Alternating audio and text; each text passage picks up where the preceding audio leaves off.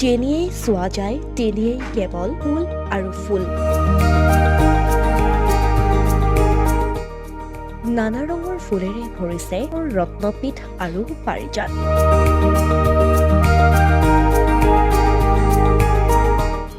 পুষ্পপ্ৰেমীৰ বাবে অনুষ্ঠিত হৈছে বহু প্ৰতিযোগিতা।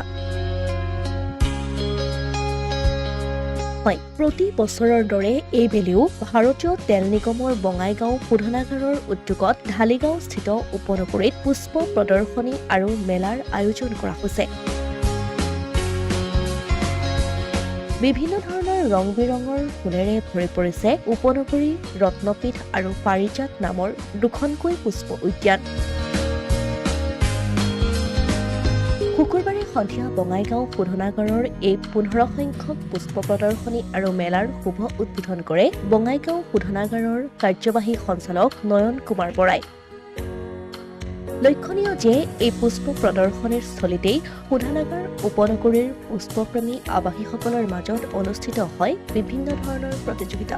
আমি প্ৰতি বছৰে এইদৰে বঙাইগাঁও শোধনাগাৰত পুষ্প প্ৰদৰ্শনী মেলা পাতি আহিছোঁ আৰু এই প্ৰদৰ্শনীয়ে আমাৰ পৰিৱেশটো এক প্ৰাকৃতিক পৰিৱেশৰ লগত এক সুন্দৰ সামঞ্জস্য ৰাখি প্ৰকৃতিৰ লগত আমি যে সদায় আগবাঢ়ি গৈ আছোঁ তাৰ এটা উদাহৰণ হিচাপে আমি ৰাইজৰ সহযোগত আমাৰ আৱাসিক এলেকাত বসবাস কৰা প্ৰতিজন ব্যক্তিৰ সহযোগত এই পুষ্প প্ৰদৰ্শনী পালন কৰা হয় আৰু ইয়াত তেওঁলোকক অনুপ্ৰাণিত কৰাৰ বাবে আমি বিভিন্ন ধৰণৰ প্ৰতিযোগিতা অনুষ্ঠিত কৰোঁ।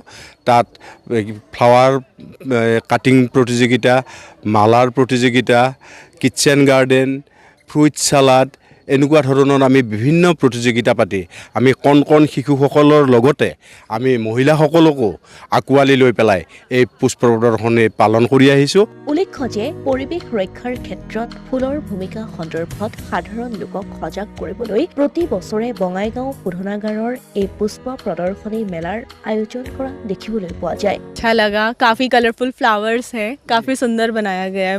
नहीं, इस साल नहीं, नेक्स्ट ईयर करेंगे। डलिया, सनफ्लावर, अच्छा लगा। Asomiya Pratidin digital desk.